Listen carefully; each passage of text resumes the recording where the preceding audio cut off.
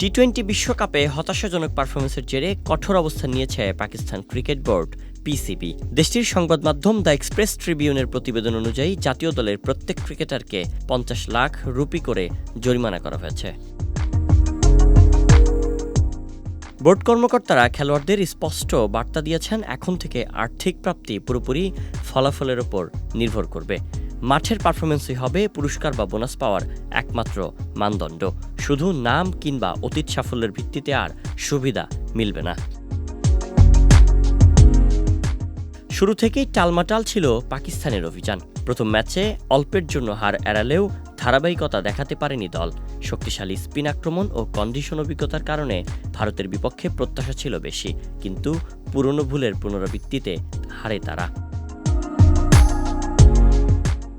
নামিবিয়ার বিপক্ষে জয় পেয়ে সুপার 8-এ উঠলেও সেখানে ভাগ্য সহায় হয়নি। বৃষ্টিতে একটি ম্যাচ ফেসে যায়, গুরুত্বপূর্ণ আরেক ম্যাচ হেরে অন্য দলের ফলাফলের দিকে তাকিয়ে থাকতে হয়। শেষ পর্যন্ত নেট রান রেটের হিসাবে পিছিয়ে পড়ায় সেমিফাইনালের স্বপ্ন ভেঙে যায়। পিসিবি জানিয়েছে ২০২৫ সালের ১ জুলাই থেকে ২০২৬ সালের ৩০ জুন পর্যন্ত নতুন কেন্দ্রীয় চুক্তি কার্যকর হবে। তবে নতুন কাঠামোয় এই ক্যাটাগরিতে কোনো ক্রিকেটার নেই।